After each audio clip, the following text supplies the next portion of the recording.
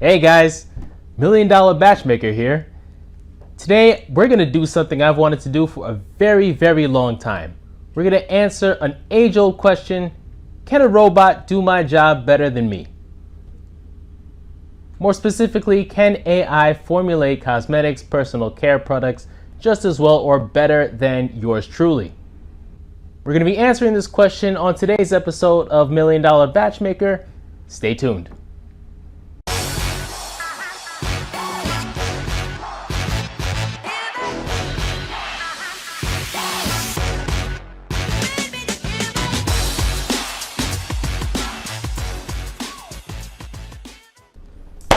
Alright guys, before we get underway, I just want to make one thing extremely clear. This video was neither edited, made, or re-edited by AI. ChatGPT did not make this script. I know a lot of broadcasters and influencers, they love to do that little gimmicky reveal at the end. Not this show.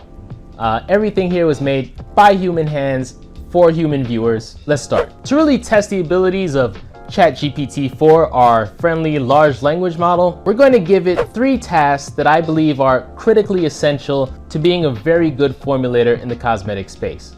The first task is going to test A, the ability to formulate with cost in mind. The second task will test B, the ability to use functional chemistry to accomplish a very specific goal. And the last goal will test C, applying originality and creativity in your formulations. So come on, let's get started. So let's jump right in. I'm gonna share my screen with you real quick. The first task is real simple. We're gonna ask ChatGPT to give us a formula for a low-cost lotion. We're giving it a very general phrase, see how it interprets things, see how it does.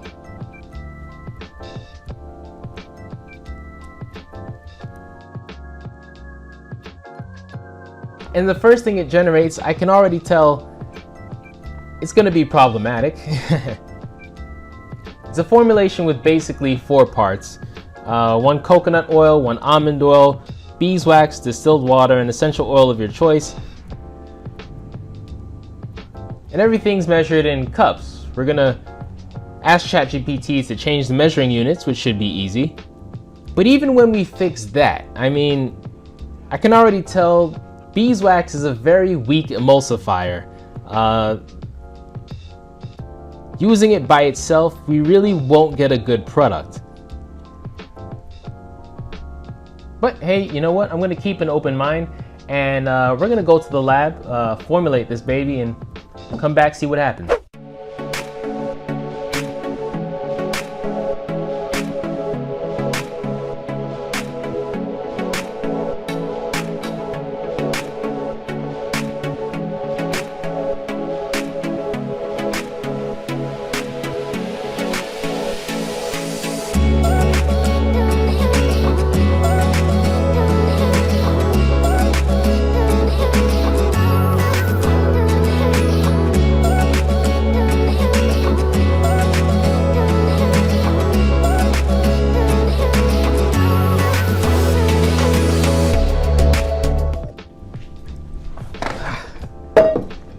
Alright, so we followed ChatGPT's advice, and what we got was a lotion disc, lotion frisbee. If you're wondering how this happened, basically we mixed all the ingredients in, heated everything up in a double boiler. When everything cooled down, you know, it sank to the bottom and hardened into this thing. Very moisturizing, very moisturizing, I gotta say. But yeah, I don't think it's gonna work for the most part. If anyone wants to play Frisbee later, just tell me down in the comments. I personally know formulators who could make a low-cost lotion with their eyes closed, so this one's gonna go to humanity. Sorry AI, you've got a lot of work to do. Well, next up, we want to test ChatGPT teasers ability to actually use functional chemistry to accomplish a goal. This will definitely not be easy, as it can occasionally be very difficult for seasoned chemists to actually accomplish this. We're going to give it one simple task, that is to formulate a pH balanced green pearlized shampoo. Let's see how it does. Let me share my screen again.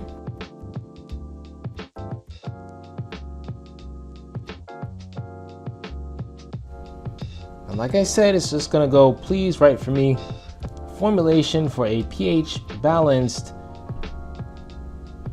green pearlized shampoo.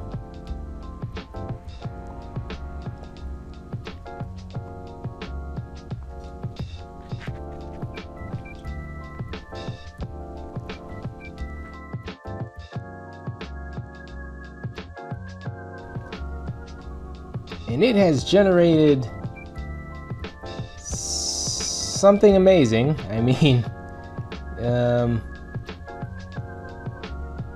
a lot of surfactants, yes, and a lot of surfactants, and a lot of redundancy in this formula they came up with. It's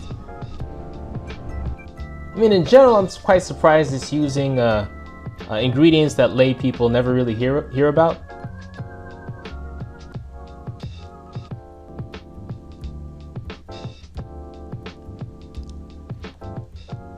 But I am concerned about this green pearlizing agent.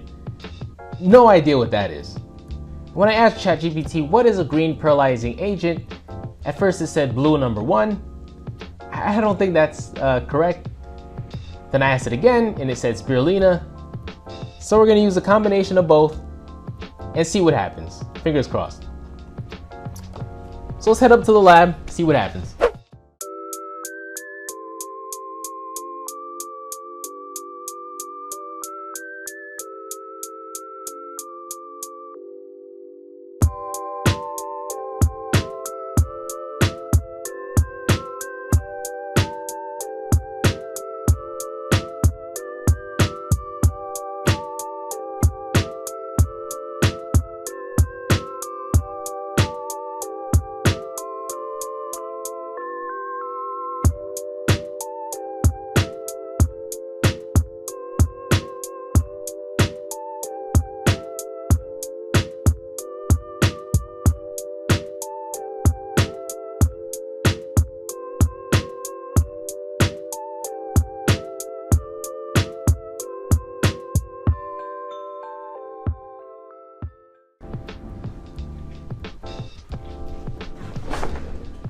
Yeah, so that was interesting. I have 2 samples here of the green pH balanced pearlized shampoo that I requested from chatgpt turd, and yeah, it's that was fun. As you can see, it's not exactly green. It's quite blue. And that's mainly because I used spirulina first, like it suggested, but the amount that it suggested wasn't going to cut it. So I decided to add little bits of blue, because what you really want is to get a glistening effect. That's what the pearlizing shampoo does. It glistens when it's exposed to light. It's not pH balanced at all. Its pH is 9, and it's really supposed to be closer to the pH of hair. So yeah.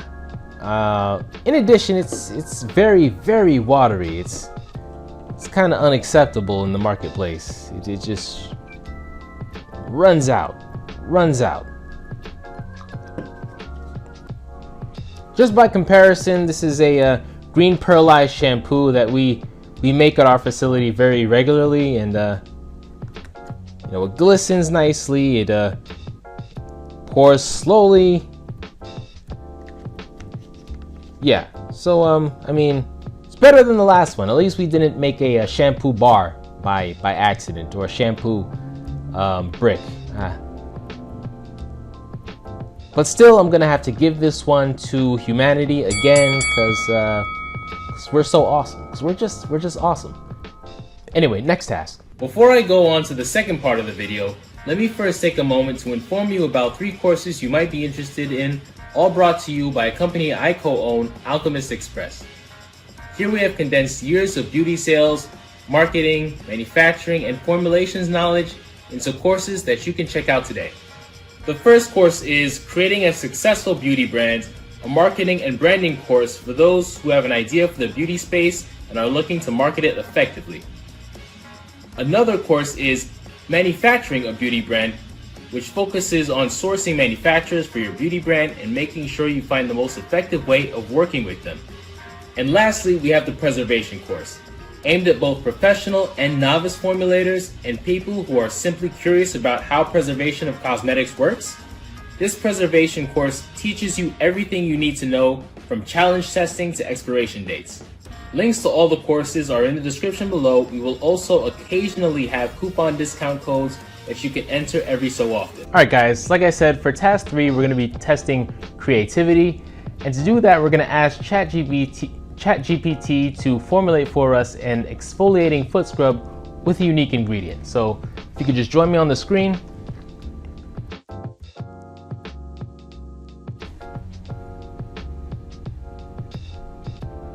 So here we asked, please give me a formula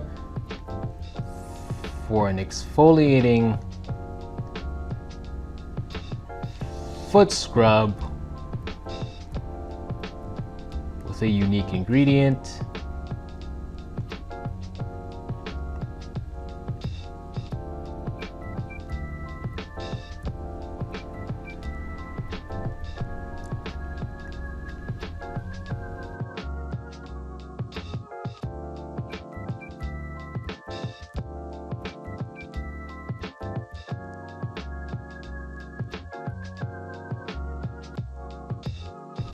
So our first suggestion was, of course, coffee grounds, which is actually a very good suggestion, but I also feel like it's been done before.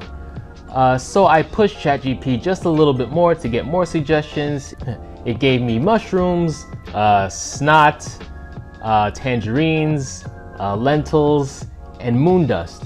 And towards the moon dust suggestion, I thought, yeah, that's completely ridiculous. And I thought about it, is it?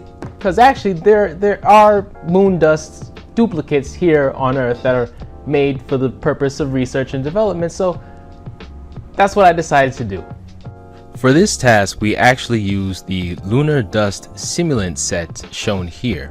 You could find sets like this all across the internet, but we sourced ours specifically from Stem Cell Science Corp.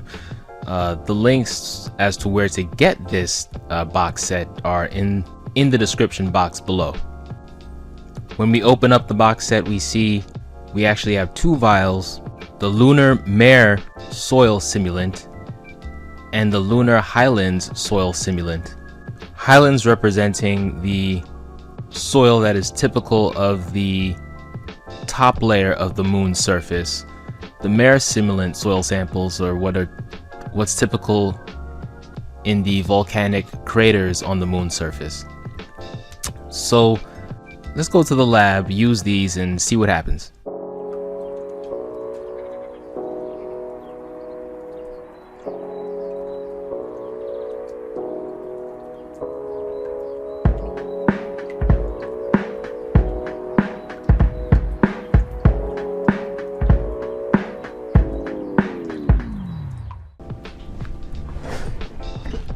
All right, so I'm back with some surprisingly good news. This is our moon dust exfoliating foot scrub that was formulated by ChatGPT, and it's actually not bad. The salt and sugar provide exfoliating function, while the oils themselves actually help it cling to the skin. The only thing I would say is probably add maybe a surfactant so it's easier to wash off, but I've personally used this myself and it actually helps get rid of calluses. So sorry to say humans, but I'm gonna have to give this one to the robots. Sorry, humanity, but ChatGPT is just way more creative than you. But on a serious note, these chatbots, large language models, they're not quite up to task of delivering a fully functional cosmetic or personal good to the marketplace by themselves. They still need inputs of well-trained formulators and cosmetic chemists, and I don't see that changing for quite some time. What these new AI tools can do, and I'm really impressed by, are their creative inputs, which sometimes comes in handy when you're trying to distinguish yourself in the marketplace. For example, I have already used ChatGPT to create label copy for 1 or 2 brands that I've helped launch in the past month or so. You can also use generative AI to help with the thornier tasks that involve creativity, like label design overall.